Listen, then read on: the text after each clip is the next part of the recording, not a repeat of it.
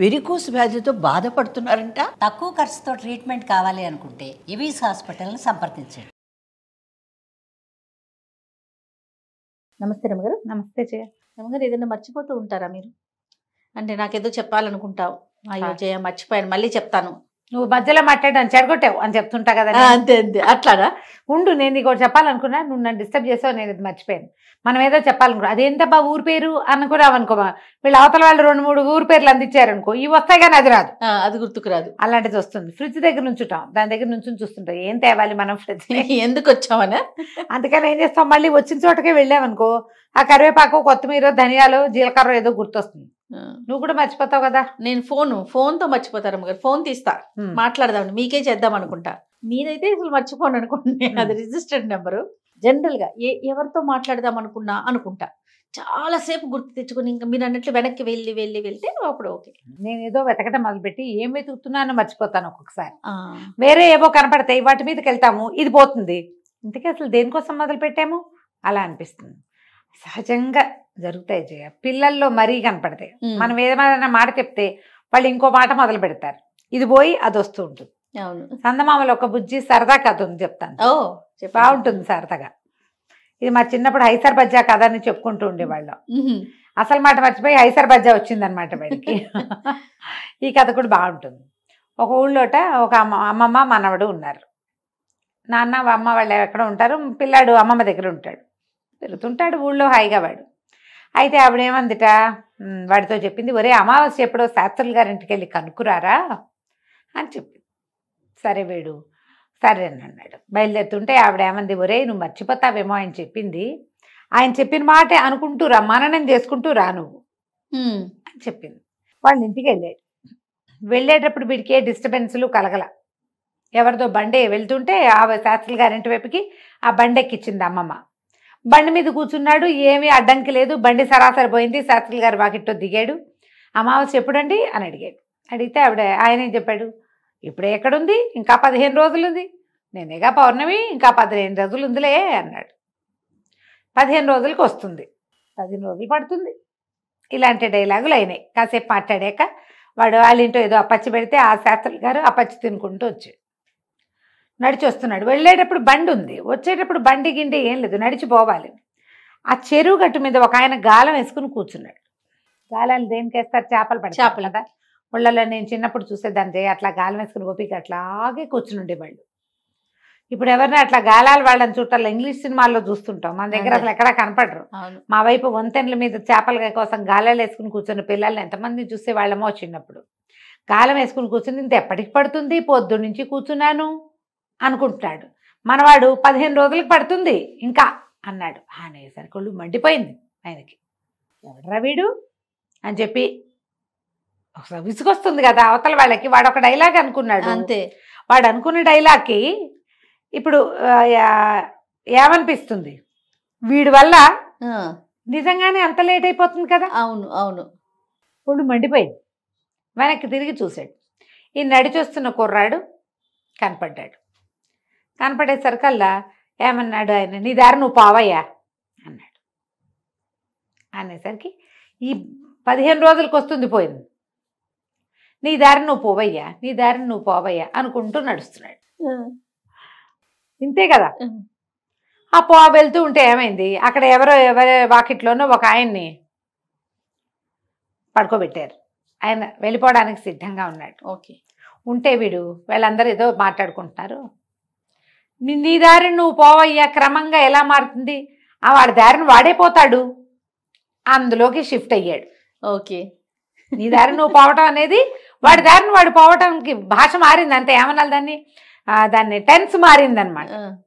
ఈ వాళ్ళు వాకితో కూర్చుని మాట్లాడుకుంటుంటే ఏమవుతుందో ఏమిటో, ఈవిడ ఏమవుతాడో, ఎలా అవుతుందో, రేపొద్దున ఏమవుతుందంటే, నీ దారి నువ్వు పోవయ్యా కాస్త ఏమైంది, వాడి దారిని వాడైపోతాడు అన్నాడు. ఆనంగానే వీళ్ళందరూ ఆశ్చర్యపోయారు. ఎవడరా వీడెవడో రోడ్డు మీద పోయేవాడు, వాడి దారిని వాడైపోతాడని చచ్చిపోయేందుకు సిద్ధంగా ఉంటే ఇంత మాట అంటాడని వాడిని పట్టుకుని తన్నబోయారు. వాళ్ళందరూ ఏమన్నారు, చుట్టుపక్కల వాళ్ళకి వాడిని వదిలేయండి, ఏముంది, అయిపోయింది వాడి జీవితం, ఆనందంగా కాలిపోనివ్వండి, ఇంతకాలం కష్టం అనుభవించాడు, ఆరోగ్యం లేదు, వాడు అక్కడే నుంచున్నాడు, వాడిని పట్టుకున్నారు అందరూ, వీళ్ళందరూ మాట్లాడుకుంటున్నారు, వాడు ఇంతకాలం జబ్బుతో తీసుకున్నాడు, ఇకనైనా వాడిని ఆనందంగా కాలిపోనివ్వండి. ఇంకెంతకాలం తీసుకుంటాడు, 6 నెలలుగా మంచంలో ఉన్నాడు, వాడి కోసం బాధపడకూడదు అని మాట్లాడారు. వీడికి ఆనందంగా కాలిపోనివ్వండి పట్టింది. బాగున్నాడండి. ఆనందంగా కాలిపోనివ్వండి అనుకుంటూ పోతున్నాడు. ఏమైంది, కొంచెం ఎండాకాలము, ఊరికే ఊళ్ళల్లో తాటాకు పాకల్లో తగలబడతాయి, తగలబడతాయి కదా, తగలబడుతుంటే ఏదో ఇల్లు అంటుకుంది. వీళ్ళందరూ బిందె అందుకోండి, చెమ్ము అందుకోండి అని కేకలు పెడుతుంటే ఆనందంగా కాలిపోనివ్వండి అన్నాడు వాడే. వాళ్ళు ఎవడ్రా వాడు, బిందె నీళ్లు పోసి మెత్తగా తనండి వాడిని అన్నారు. బిందె నీళ్లు పోసి మెత్తగా తనమన్నారు. ఈ బిందెలు నీళ్ళు పైన పోస్తున్నారు కదా, వీడి మీద పోయమన్నారనమాట. వీడి మీద పోయమనేసరికల్లా సరే వీడు అటు ఇటు చూశాడు, ఒకళ్ళు ఇద్దరు తన కేకలేశారు, ఇల్లు కాలిపోతుంది, ఏమిట్రా నువ్వు పిచ్చి వెదవా వాగుతున్నావు అనేసరికి, కాకపోతే వీడికి ఏం పట్టింది, బిందె నీళ్ళు పోసి మెత్తగా తనండి, అది బాగా అర్థమైంది. వాడు అక్కడి నుంచి తప్పించుకుని బిందె నీళ్ళు పోసి మెత్తగా తన్ను అని అనుకుంటూ వచ్చాడు. వస్తే ఒక కుమ్మర ఆయన బోల్డంతా మట్టి పోసి, కుమ్మర ఆమెను తొక్కుతారు కదా, అది పోసి తొక్కుతున్నాడు. తొక్కుతూ చెప్తున్నాడు పెళ్ళానికి, ఎంత గట్టిగా ఉందేమే దిందుంపదేగా, అసలు లొంగట్లేదు ఇది అంటే, వెళ్తూ బిందె నీళ్ళు పోసి మెత్తగా తన్ను అని అనేసరికి వాడికి ఒళ్ళు మండిపోయింది. చూస్తే బొట్టికాయ, నోరు పూసుకుని అవతల బా నీకెందుకు అన్నాడు. అనేసరికి నోరు మూసుకుని అవతల పో నీకెందుకు, నోరు మూసుకుని అవతల పో నీకెందుకు అనుకుంటూ ఇల్లు చేరాడు. అమ్మమ్మ అడిగింది, అయ్యగారు ఏమన్నారా పంతులు గారు అంటే, నోరు మూసుకుని అవతల పో నీకెందుకు అన్నారు. అనగా నిర్ఘాంతపోయింది. అదేమిట్రా అంత మాట అన్నారా అయ్యగారు, నా కోసం అని చెప్పరా, మళ్ళీ వెళ్ళి కనుక్కురా అమావాస్య ఎప్పుడో, మళ్ళీ వెళ్ళి అమావాస్య మాట ఎట్లా, మళ్ళీ వెళ్ళి కనుక్కురా, ఎప్పుడో కనుక్కురారా, నా కోసం అని చెప్పరా, నా కోసం అని చెప్పరా అని మళ్ళీ బతిలాడు.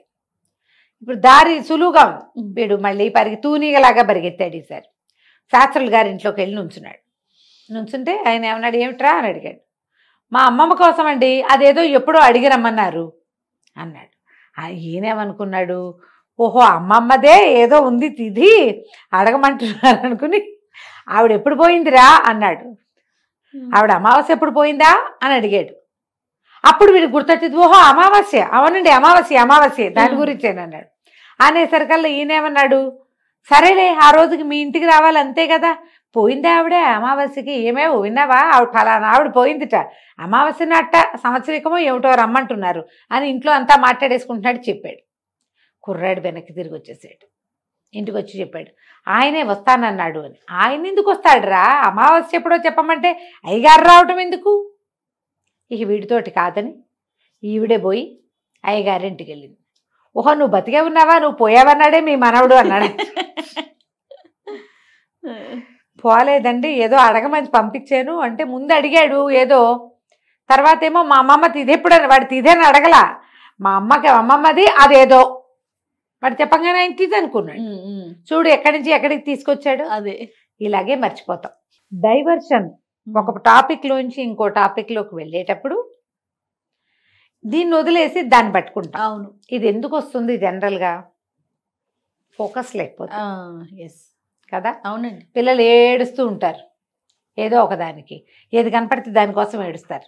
తేగలే అయిపోయావే అమ్మ, ఇదేమిటంటే తేగ కావాలని ఏడ్చింది ఎవరితో అని చెప్పుకుంటారు మన వైపు సామెత. అవును, మనం ఏది మొదలు పెట్టామో దాని మీదే ఉండాలంటే బ్రెయిన్ కి ఫోకస్ కావాలి. నా సలహా అయితే గుంజీలు తీయండి. మీరు ఎప్పుడు చెప్తారు కదా రమ్మగారు ఈ మాట, గుంజీలు తీస్తే ఫోకస్ వస్తుంది జయ.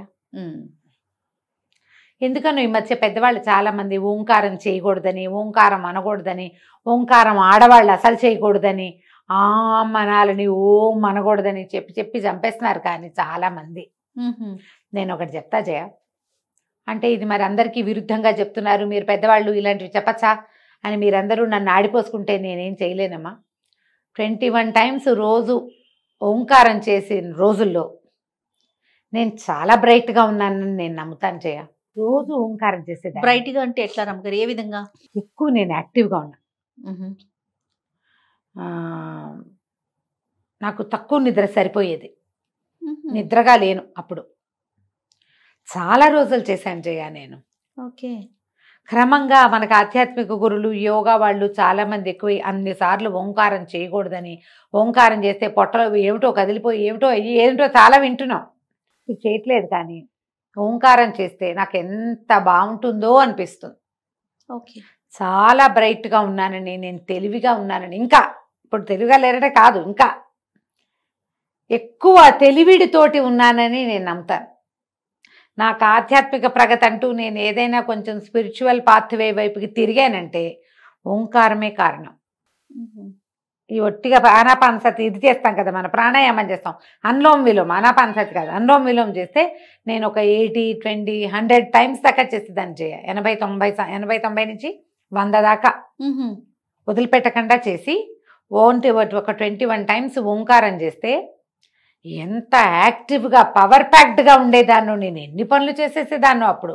ఇప్పుడు నేను అన్ని చేయలేకపోతున్నాను, ఆ ఓంకారం మానేశానని చాలా రిపెంట్ అయ్యి బాధపడుతూ ఉంటాను. నేను తెలివిగా ఉంటాం మనం అని నాకు నేను మీ పర్సనల్ ఫీల్ అది. డెఫినెట్గా ఏదో ఒకటి చేయండి ఫోకస్ పెరగటానికి. మీ యోగా గురువులు, మీ యొక్క ఆధ్యాత్మిక గురువులు, మహానుభావులు ఎవరో ఒకళ్ళు ఉంటారు కదా, వాళ్ళని ఫాలో అవ్వండి. మా రూల్ అయితే గుంజీలు తీయండి, యాక్టివ్గా అవుతారు. రైట్ అమ్మగారు. నమస్తే. నమస్తే.